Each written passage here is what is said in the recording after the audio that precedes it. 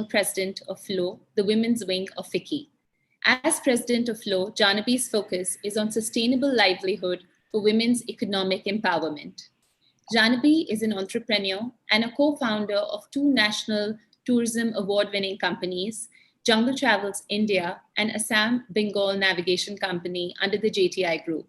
Her companies are encompassed in travel and hospitality, boutique river cruising, small group specialized tours, tea and textile, all of which empower young people's livelihoods, especially women and their communities. Janapi, I'd like to request you to please say a few words to us.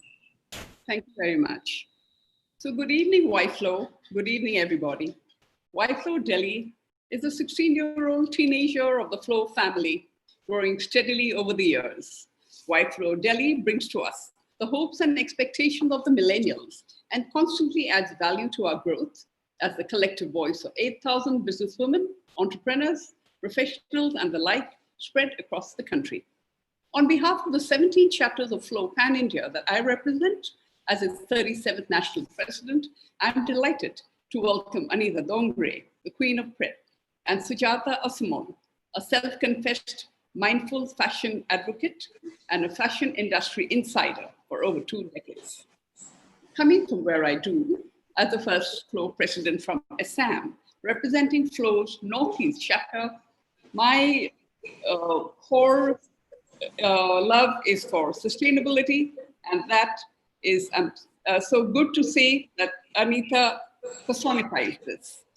So my mission in FLO has been to promote sustainable practices and sustainable livelihood for women's economic and upliftment.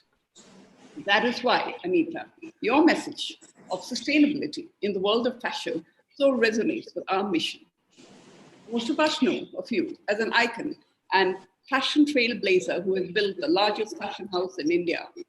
Very few probably know that your Anita Dongre Foundation has given countless rural women in India an equal voice by providing them the livelihood opportunities and the skill training long before this became the right thing to do.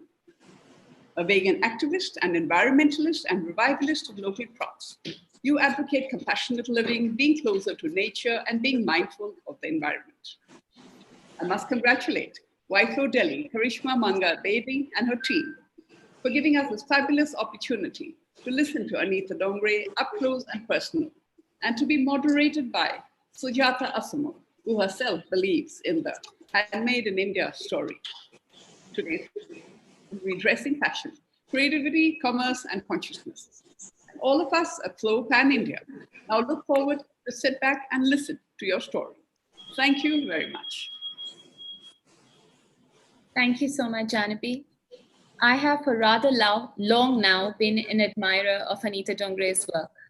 For me, it has always been her ingenuity, her compassion for process, people, and planet, and ethics above all, which has certainly set her a cut above the rest. While I had reached out to Anita's teams to figure out her name, I also had no doubt on who would be my first choice to moderate this conversation. A very special and a warm welcome to our moderator, Sujata Asumal. Sujata was the founding editor-in-chief of Harper's Bazaar India. Having worked at Elle India, Indian Express, and Verve, she has been a leading voice in the Indian fashion industry. Sujata moved to Dubai almost 5 years ago as the consulting fashion editor of the region's first English daily newspaper, Khalij Times. Currently, Sujata contributes to the region's leading newspaper, Arab News, as well as international trade digital platforms such as Business of Fashion and Vogue Business, and is also the contributing editor at Vogue India. An advocate of mindful fashion, fall 2019 saw the launch of Sujata's first book, 100 Iconic Bollywood Costumes, outlining a key visual history of Indian cinematic fashion. Sujata, thank you for joining us today, and I request you to introduce Anita and to take this dialogue further with her. Thank you. Thank you, Karishma, for such a beautiful and wonderful introduction. And thank you for thinking that I was first of mind to moderate Anita Dongre. It has been my privilege to know her for 20 years and to cover her for 20 years. And she's someone I consider a personal mentor and who I WhatsApp whenever I need any information on Indian crafts and textiles, because it's something that's truly passionate and it's really part of her ethos. course, her journey started, as you said, as the Queen of Pret in the mid-90s. Today, the House of Anita Dongre has 5 brands, including Grassroots, which is a brand which is all about sustainability. And of course, her flagship brand, Anita Dongre, which really is committed to craftsmanship and to keeping Indian craft heritage relevant and contemporary. She has stores all over India, including a flagship store in New York. So she's really our international ambassadoress of fashion. Her company has received funding from General Atlantic. It's the same company that funds Tory Burch.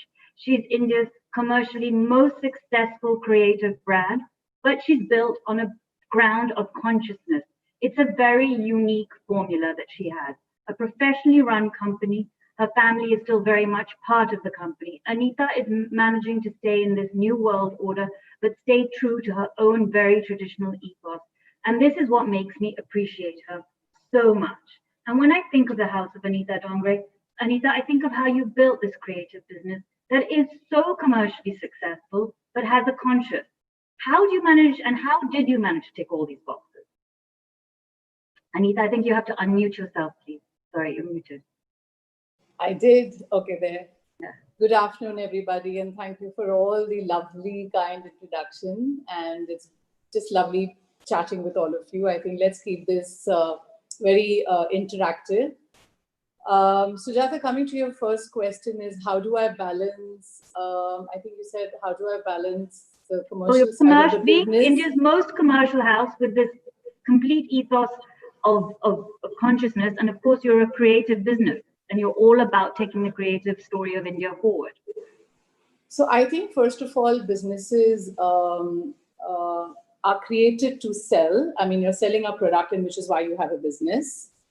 But I think today businesses have to relook at the way they do businesses, primarily because the planet around us the number of people in this planet has doubled. I think in 1970, if I'm not mistaken, we were a population of about 3.7 billion. Mm-hmm. I think in 2020, we are about 7.7 billion. And at the rate we're growing, we're going to touch 9 or 10 billion. Now, this is scary. 30 years ago, when businesses were created, it was all about creating a lot of product and creating consumerism.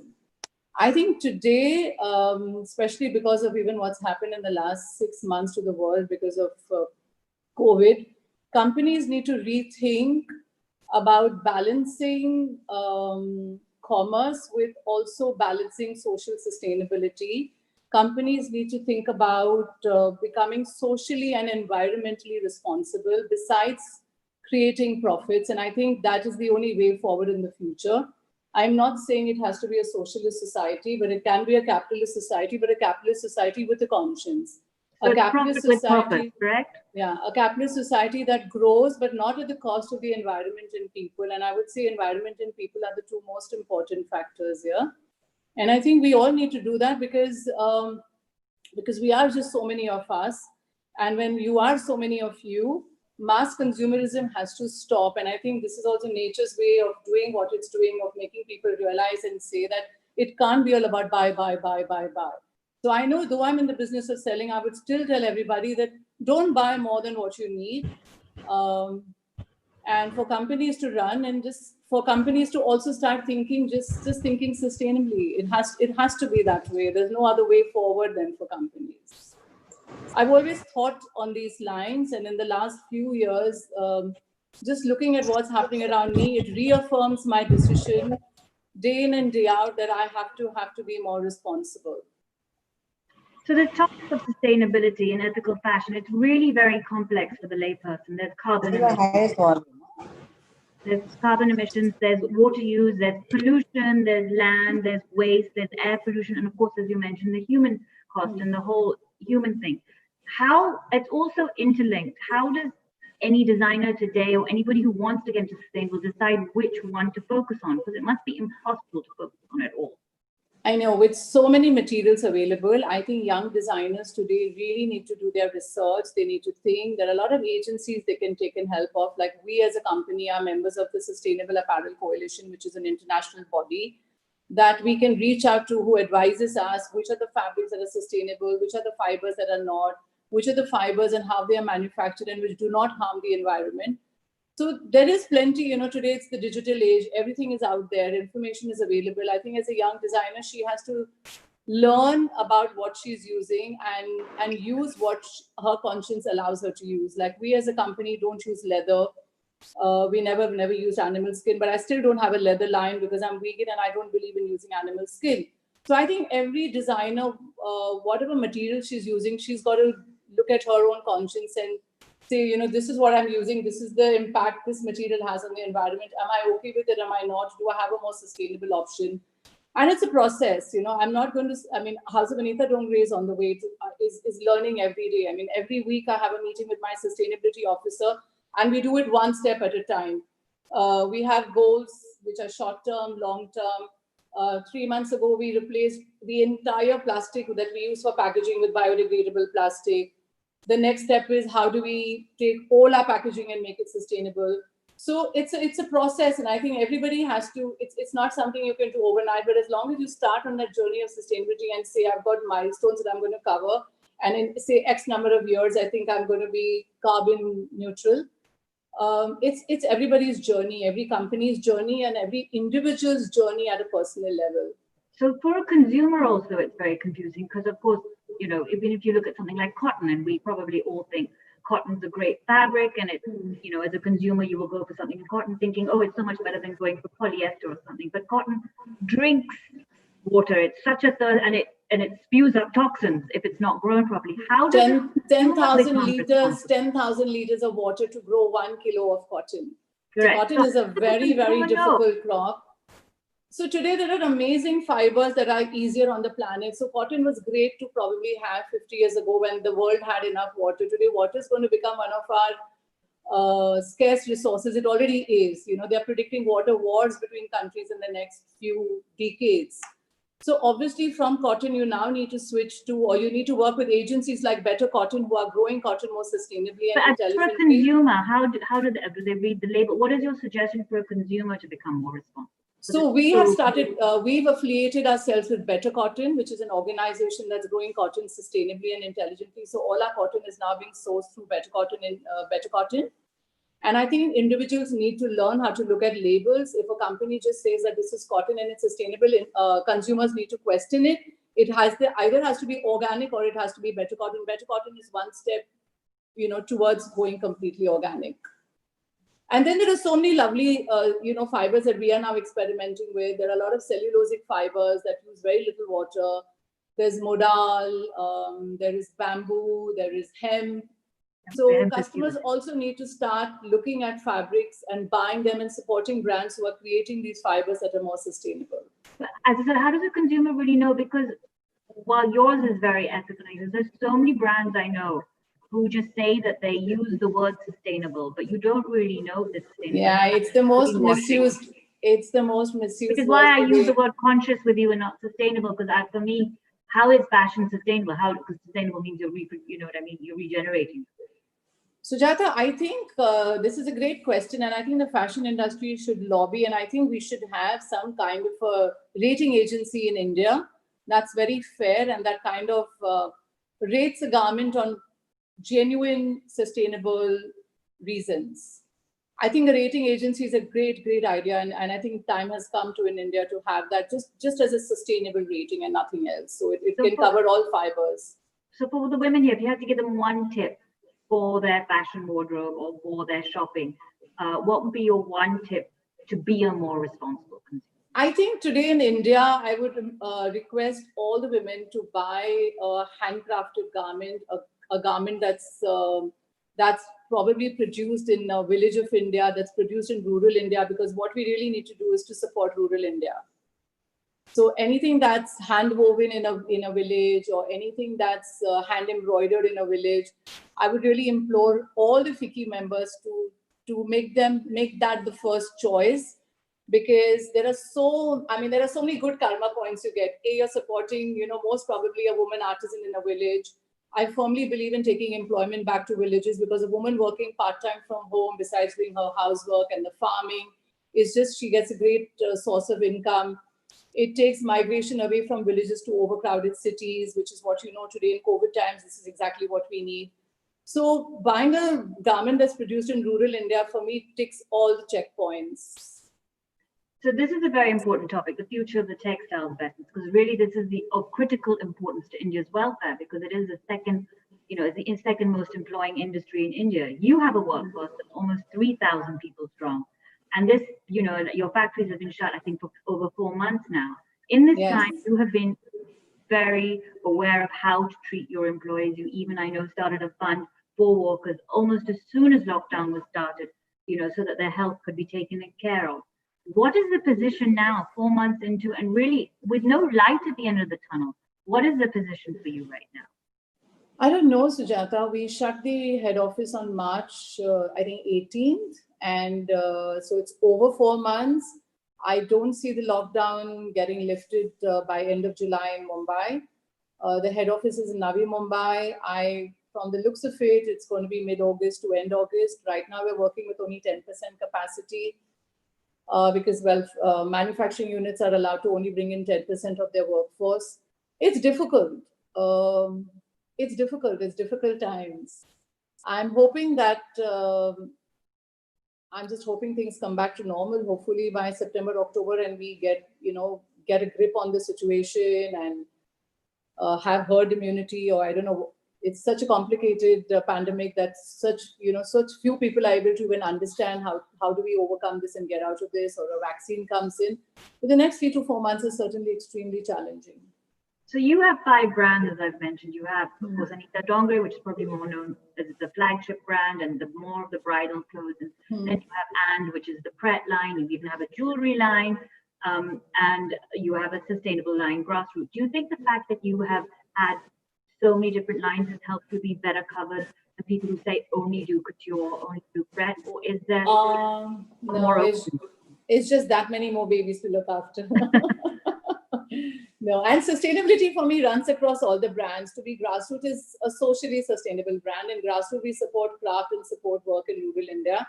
But otherwise, I'm trying to push all my brands towards becoming as sustainable as possible. I've set a 3-year goal for all of them. So for me, sustainability really works all through. And it's just managing more.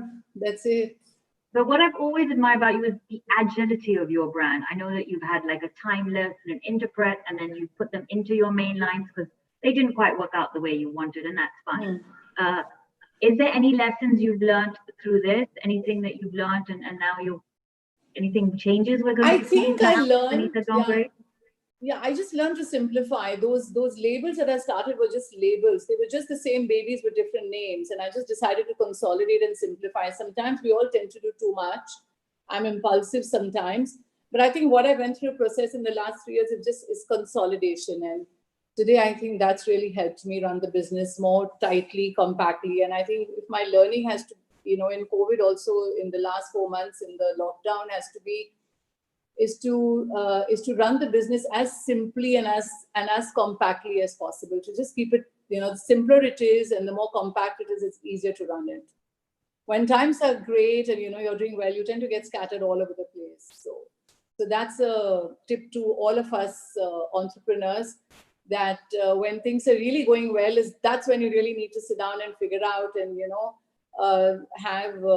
have systems that are really, really sharp and foolproof and just a smarter way of running, a more intelligently way of running the business. Sometimes you focus so much on the expansion bit that you go all over the place, and times like this make you realize that you need to run everything that you do more efficiently, and growth should not come at the cost of efficiency, because the more efficient you are, the better you are as a company.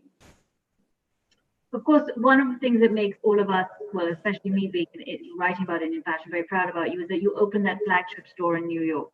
You were the first one. A lot of Indian designers have tried New York and even tried Paris and London and have not been successful. Have conquered New York in many ways. How important is it to have for an Indian designer to be international today? And do you think this is the time? Rahul just showed at Paris Fashion Week, at Paris Couture Week. Do you think this is a moment for Indian fashion? Sujata, I would say with a large country like ours, and I've said this before, it's such a large country, India. It's one of the largest economies in the world. It's a country where every international brand wants to get into this country. So I always believe that no Indian designer should come under pressure of becoming global or going global. I think it's very important to first conquer your own market and first make a success of your own country and then think of venturing outside. You went to New York after 18 years of being in India, right? Yeah, but more than that, I've been 30 years in the business, Sujata. So I would say I went to New York after literally 25 years of being in the business. And I think any designer has to first be successful in her own local market, especially in an economy like ours, which is growing and which every global brand wants to be. First of all, why don't you try and make a success of your own? It's easier. It's very, very difficult to go global. You need to be of a certain size. You need to have investment. And we did that after all that happened, after GA invested in us, after we grew to a certain size. So I think everyone has to look within. You can't compare your business to someone else or your personality to someone else. You have to learn how to just be yourself and first capitalize on your own strengths first. And it's easier done here. You've always been a very proud Made in India brand. You've always spoken about, being Indian. And of course, right now there's this huge drive for vocal for local. But I've spoken to a few designers, and some of the malls in Delhi and stuff have opened, and it seems to me I'm being told it's just noise, and that as people are still more attracted to international brands. Do you think part of the problem is that as Indians we need to be more proud of wearing Made in India? It's a double, it's an interesting question. Of course, Indians need to favor Indian brands, but they're not going to do that because then again, it's a free economy. They're not going to do that if your product doesn't match up. So I think it's also, should also make Indian brands sharper in creating quality products which are well designed, great products. And that's important too, because no Indian is just going to buy something from you if it doesn't meet their, let's say, design standards or quality standards. And I again would like to say that there are Indian brands making amazing products, but I don't know whether you can force the consumer to buy local. I know there's this whole big buy local movement, and I support it completely, and the media is supporting it too. It's going to be up to each individual to decide where she's going to put her money when she's buying something. I would definitely, being a Made in India designer, appeal to everyone to say, please buy local, and this is your time to support your country's economy. I would definitely say that. But like I said, you can't force the consumer to do something they don't want to do. A lot of the women here may be the head of their own Made in India brands and heads of Indian companies. Do you have any suggestions of how to make the consumer want to be more vocal for local? How do you connect to the consumer? You've done a great job, I have to say, during your social media. I know you did the whole Jab We Met campaign with on social media, but how have you managed to connect with the consumer and make them want to wear your Made in India? I think a well-designed quality product, and I think the woman is very happy to buy it and own it. And yeah, that's it. And I think Indians should now start taking pride in wearing Indian, being Indian. I love the way, and I think that's happening. I love the way, everyone's wearing more of the sari, more of the kurta. So that in itself, the more Indian you wear, you're, giving back. The more Indian fabrics you wear, you're giving back. The more Indian textile you wear, you're giving back to your country. So in whatever way you can support Made in India, it's, every bit of it is needed. Every rupee that the consumer spends is really needed in our country today. I think you've really managed to connect during this time through your uses of the sort of social and digital media. I know you started by showing us everybody who's behind the brand and everyone with it. Then you moved into the Jab We Met campaign, where you talked about all the brides and grooms that have worn Anita Dongre. And now you're sort of moving on more to talk about the craftsmanship. And I know you personally look after your social media handle, and you're very, very connected in it. How important is it to use this time now to connect with the humor? And how did you come up with all these wonderful, very empathetic ways of communicating? Sujata, for me, design, every design that we create has so much of a story behind it. I mean, today, if I tell you, if we create a grassroots garment, there's so much stories. There are so many stories behind every garment. In grassroots, we usually work with artisan communities, and we don't work as seasonal collections. So I might just get a call, let's say, from Reema Ben, who runs Seva, and she'll pick up the phone and tell me, Anita, this cluster of artisans in this village, there are 100 of them, need work desperately. What can you send them? I'll immediately go to the drawing board, get in touch with my design team and say, okay, you know, the karigars who do this Ari stitch, because, you know, there are different stitches in every village in Gujarat, they need work. We'll all go on the drawing board, we'll figure out some designs and we'll send it to them. So there are such heartfelt emotional stories behind creating a grassroots garment that I always feel I need to tell that to the consumer.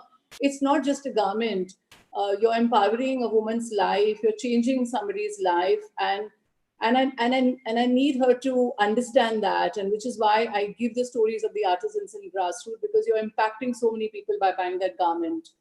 The wedding wear, when I tell the stories, because again, that's also so special. Weddings in India I've always said fashion for me is emotional more than anything else. Fashion is, of course, something that you wear. A design is something where you wear, but it also makes you feel something special. Whether it's a bridal garment on a bride's most special day, whether it's just anything that you're wearing, you feel good when you wear something that you feel happy in. And I think a lot of what we make has so many stories behind it, and I think it's time to tell those stories. Whether it's a bridal lehenga, which takes 3 months to embroider and goes from so many craft processes, to a grassroots garment, they are stories of India, and they must be shared. And you have so many stories of India. When I speak to you, you know all about, I know you all about the tiger and Ranthambore, and you know all about Kutch, and you know all about the crafts in Gujarat. I mean, your knowledge it just overwhelms me every time I speak to you. Where do you get this knowledge from? And is it all from traveling, or how does someone become so in touch with Indian crafts as you have become? I think you only learn when you travel. In fact, Assam Janvi is on my list to go to for so many years. I think right from Kiran Gera to how many invitations I've got to Assam. And I don't know why that hasn't happened, because I'm an elephant lover too. So I've always wanted to come to Assam.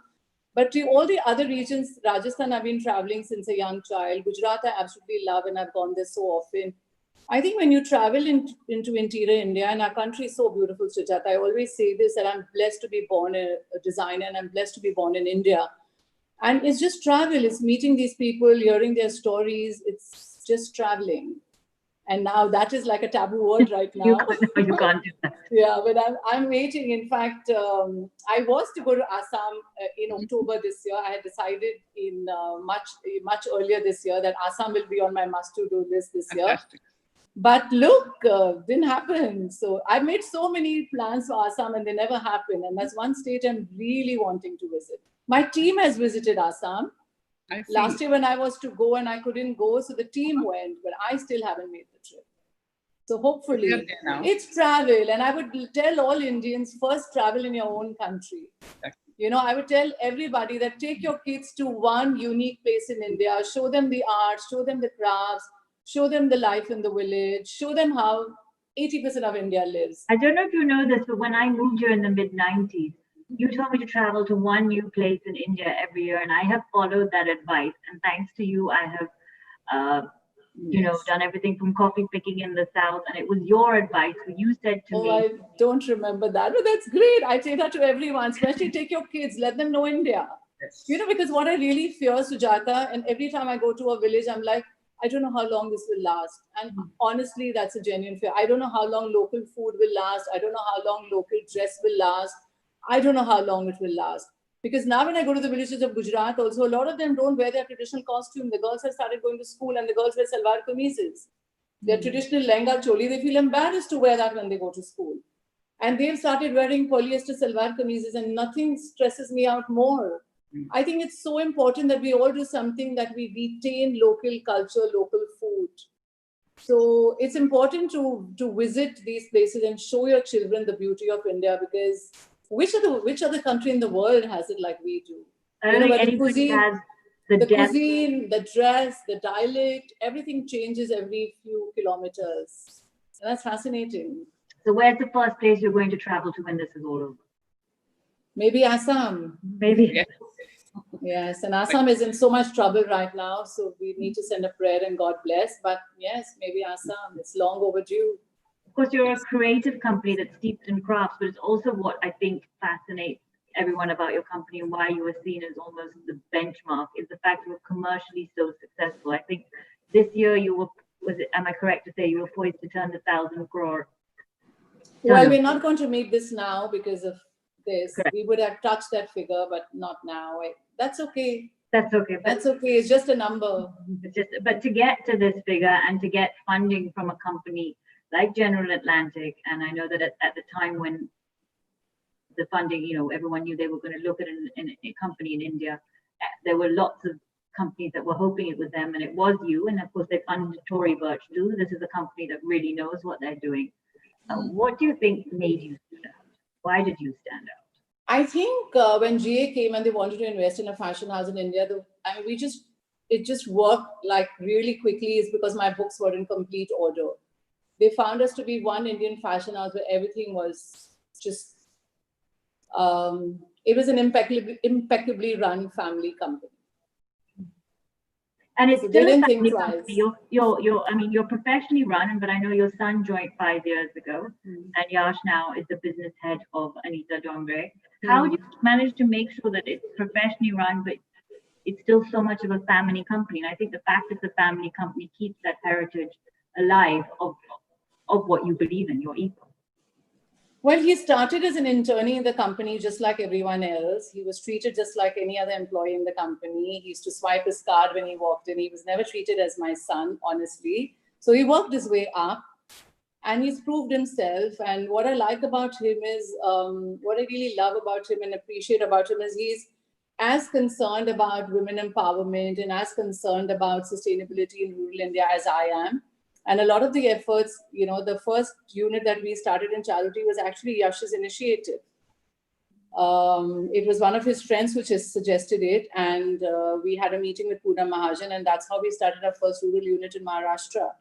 So I like the fact that he is very balanced and he's, in the sense, very emotional and keeps people in mind in everything that he does. So, yes. And I think you've stayed really positive. Every conversation I've had with you throughout lockdown has been very, very positive, and you credit very much the next generation for helping to keep you positive. Yes, I have a psychologist, mental health daughter-in-law who makes sure that I wake up with a smile and go to bed with a smile. And she's a mental health consultant, and that's what she does all day. She's consulting people, and you know, she's been so busy during the lockdown because a lot of people have needed help to talk to. Yeah, it's positive, and it's important, I think, for all of us to surround ourselves with positivity. So at a time like this, you need to surround yourself with friends who are positive, with news that's positive, and just hope for the best. So when things do reopen, are there any changes that we're going to see within the House of Anita Dongre, do you think? Is there anything that you feel that a design and creative now needs to focus on? I know handcrafts, but other than that? I know, you know, in the last few years, I've been pretty focused on leading a very simple life personally, on living sustainably, converting the company towards a more sustainable path. This is the path I've been on for the last 4 years. So we'll just continue doing what we were going to do before and after lockdown. Our journey and our path doesn't change, but this is the path I was on. Say this is a time of reset, rethinking. This is a time to change things around. How has it been for a company like yours, which is already on the path? So we are justified in what we are doing, and we are. I mean, I'm a firm believer that what I set out to do a few years ago is the only way forward. But I'm hoping that this whole pandemic that the world has faced makes the entire world, and especially my consumer, become more sensitized, makes my consumer start living more sustainably, makes the consumer start questioning, where she's buying, what she's buying, why she's buying, and just makes her become more socially responsible, because that will go a long way if the consumer also becomes socially responsible. I think for brands now, it is very important to be transparent and to be open to consumers to ask you questions, correct? That's a very important Yes. kind of owns a brand right now. As you talked about, the story, the narrative, the workers, everything has to be transparent. Would you say that's that's like a key word for right now, transparency? Definitely. Yes, definitely. Customers should ask questions and companies should be replying to those questions. So we've spoken about all these fabulous, and your career has been so fabulous, and there's so much more to come. And I know you have really big plans for once all this is over. But any mistake, any fashion faux pas you've made over the years that you can share? Because we all learn from our mistakes. So many. I mean, when you look back at your work, there's some of the work that you love and you say, oh my God, this is so beautiful. And there's some of it and you look at it like, oh, I could have done better. But I don't know. There's no one thing that comes to mind. We all make mistakes. We're all human. Is there any learning that I have in any mistakes? Lots. I'm sure with every mistake you learn. Is there any one mistake that comes to mind? Not really, Sujata. I don't know. I'm not someone who really lives in the past. I'm always looking ahead. Yeah, you very much live in the moment. I think that's always been your thing. So your company really kind of proves that you can be creative, conscious, and commercially viable. So you can tick all the boxes, or it's been luck in your case, or do you believe it is? See, you can. When Reema Ben of Seva came to me 5 years ago, and the reason I started Grassroots, she said, here are my artisans. They have a great craft, but what we make doesn't sell. So we're not relevant. So what did we come and do? We came in with design intervention and we made sure that the craft sells, and that's what is our job. So I think creativity and commercial has to go hand in hand, because if I'm creative and I use my creativity well and I create a product with a craft and the craft sells, is how I can put the money back and make something else more. It's a cycle, and you can't do that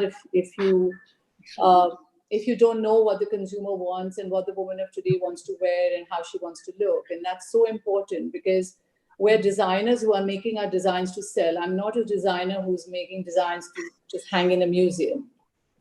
I'm making clothes that people should enjoy wearing. I'm creating happiness.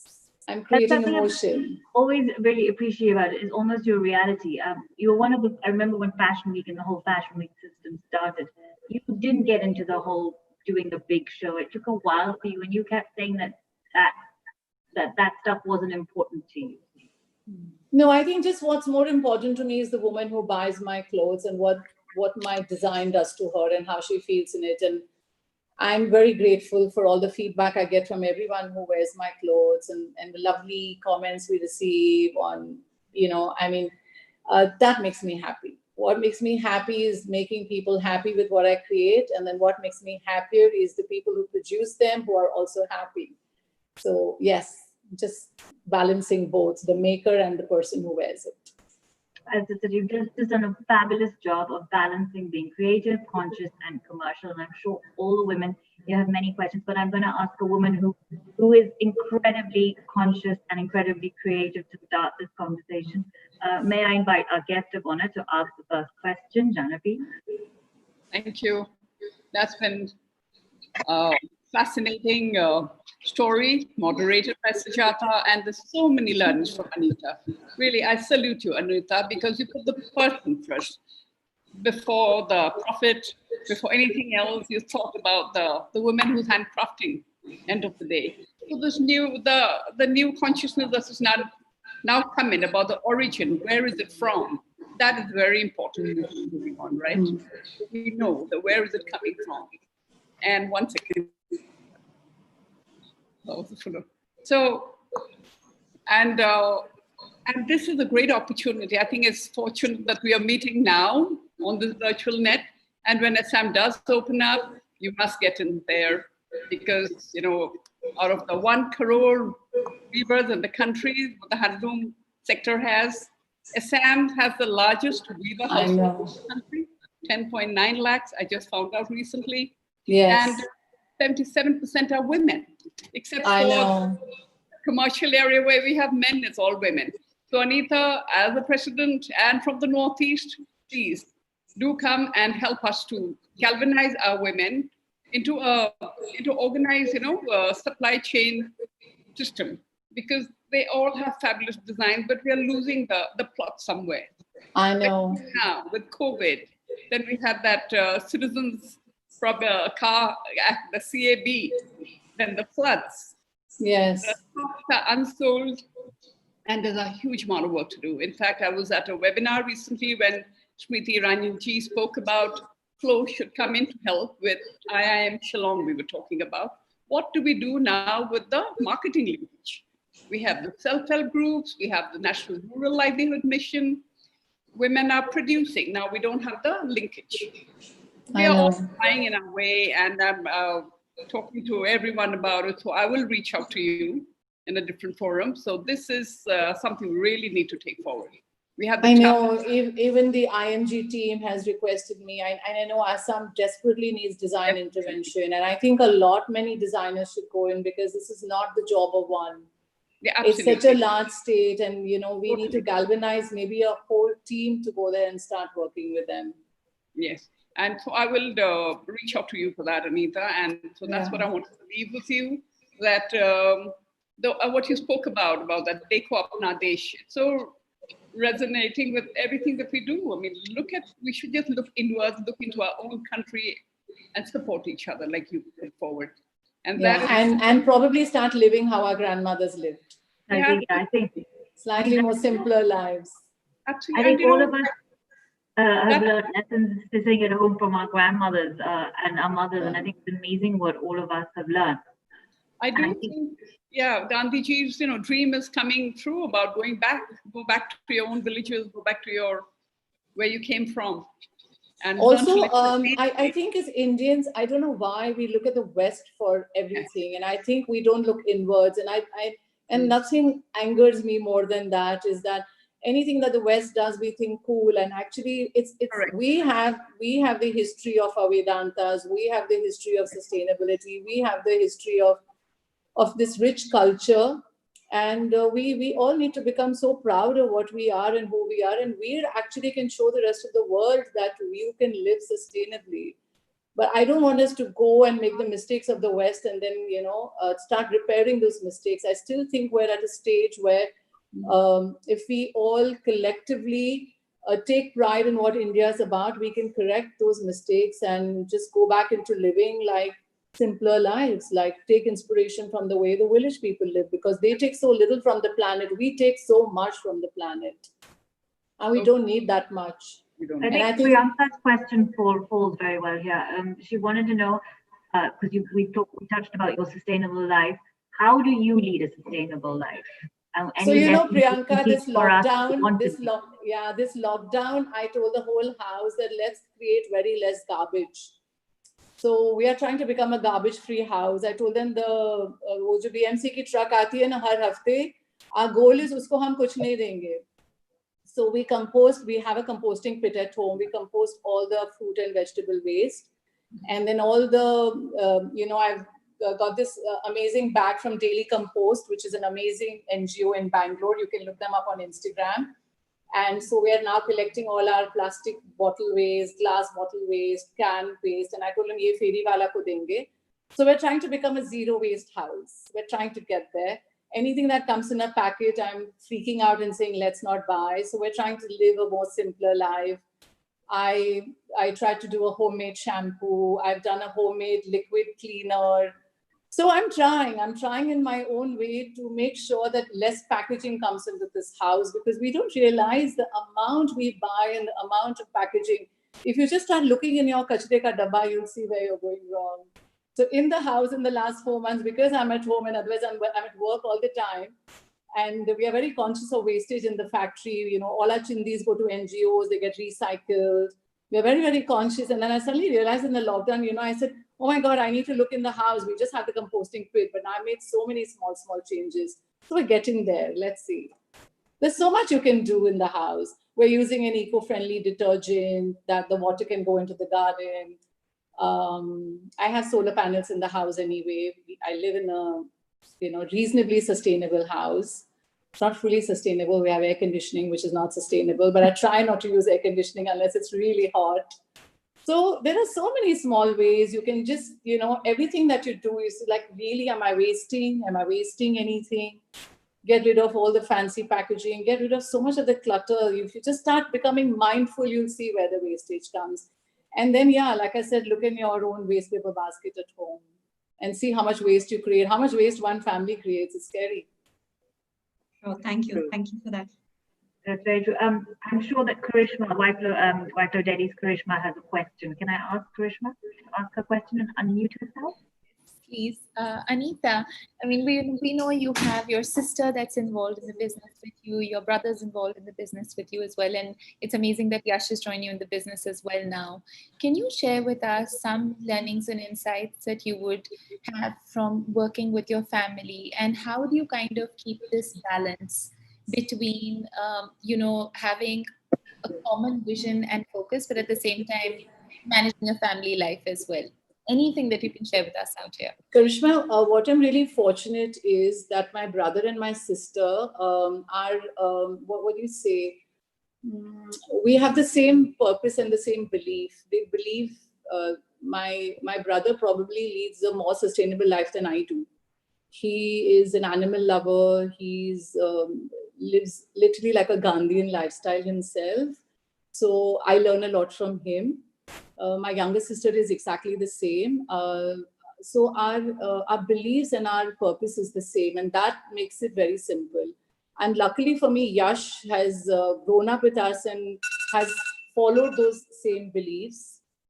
Now that makes it simpler. How do I keep my professional and my personal life separate? Well, when we come to work, we put on our work hat, and then it's each one's designation, and we treat each other very, very professionally at work. And once work is over, we are back to being siblings, so we are back to being mother, son. And I think you have to compartmentalize it. But at work, it's extremely professional because we all have our separate designations, separate departments. Nobody really, it's very clear cut, our roles and our responsibilities. And then we all work with a lot of professions in the company. So once you're in the company, we forget that we are siblings, or we forget about any relationship there. It's a very simple, clear cut. It's all about work. Thank you. It's fun. It's fun to work with family, and it's fun to work with people who share your purpose and your belief. And that's what I like. Even my CEO who's joined me a year ago, my CFO, I think subconsciously, even professionals that I'm choosing who obviously believe in my value system and believe in the purpose of the company. It's very important for everyone that you work with to be similarly aligned for it to be a success. Anita, I know that you took a conscious decision a while ago to sort of hand over more of this stuff. And do you think when you start as a founder, and it was very much your baby, how difficult is it for you to give up a little bit of that control to someone? It's difficult, Sujata. I must say that, when it's like you have your babies, and then, you're kind of, everything happens your way. And then when you're giving them over to someone else, in the first few months, you tend to be a little picky, but you just have to have faith, and you have to give it to professionals who are probably better than you. And I think it's just your ego that makes you think that I'm so good and whatever I do is the best. It's your ego. It's the right way to grow is to choose professionals who are just better at the job than you are. Shweta has asked a very interesting question, and she asks, how do you think the business of fashion will change in the post-pandemic era? I think it's going to become mindful. I think the consumer is going to become mindful. I think the makers are going to become mindful. And I'm just hoping it does, because that's the need of the hour. And I have a question from Shalini, and she asks, is there one mantra from the Vedanta that you follow and will never let go of? My God, there's so many readings. The Vedanta Treatise is a book which is on my bedside, and I read it literally every morning. I read a few pages from it. What is the one learning? I don't know. I would say I'm a karma yogi. And how do I explain that? I'm somebody who goes to work, and for me, work is my religion. And I try to do that as as effectively and as honestly as possible. And how do you balance then that with because I know you pretty much work 24/7. Well, before this, you're always working. How do you balance it with the family life? No, I'm not always working, Sujata. I take a lot of time to be with family. I mean, yeah, I'm an introvert and I don't party that much, and I have a small circle of close friends, and I have my family. And I think I spend enough time with family. I'm balanced. I don't think I work all the time. Yeah. I sleep a lot. I sleep 9 hours. Now, who does that in fashion? Who does that in fashion? 9 hours is more than I think probably most of us sleep. It's a joke in the family. Like, I need 9 hours of sleep. That's very good. It's very good that you're managing to sleep even at these uncertain times.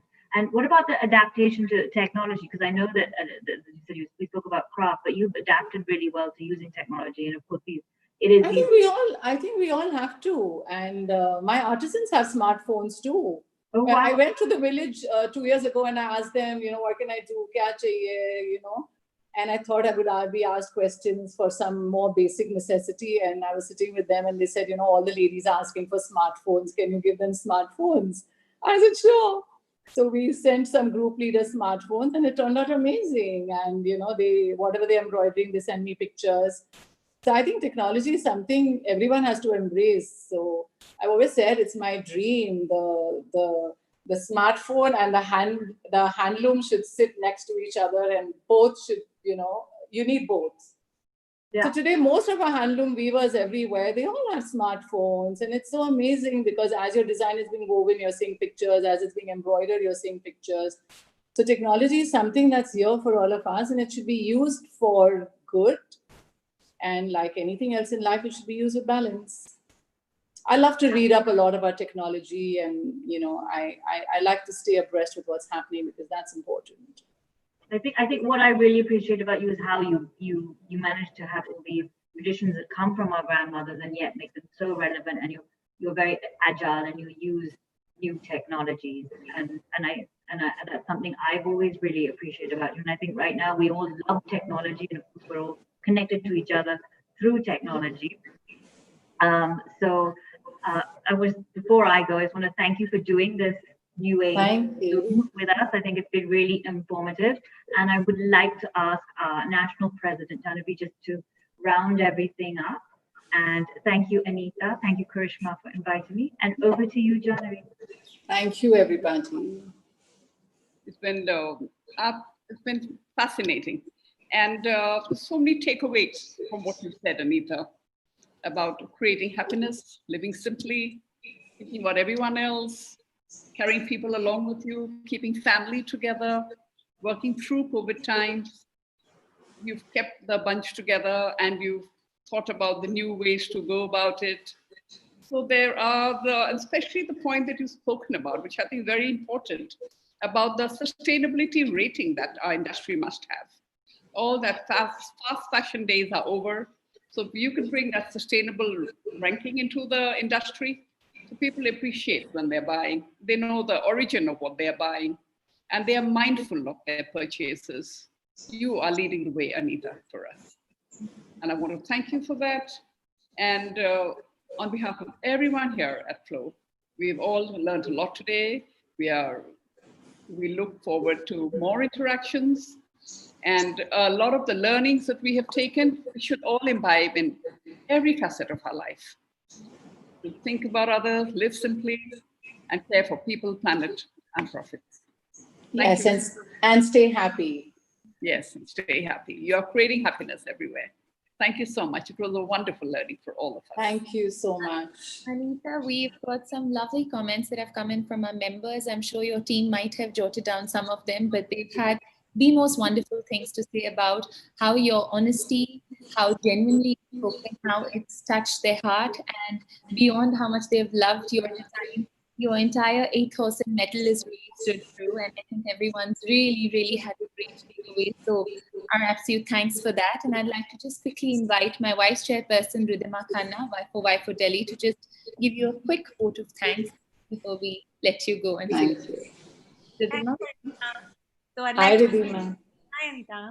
I'd like to begin this vote of thanks by thanking our Flow National President, Janvi Phukan, for honoring us with her presence in today's session. Thank you so much, Janvi, for being there. And now, Anita, thank you for letting us into your world and most importantly, for taking us through it so honestly.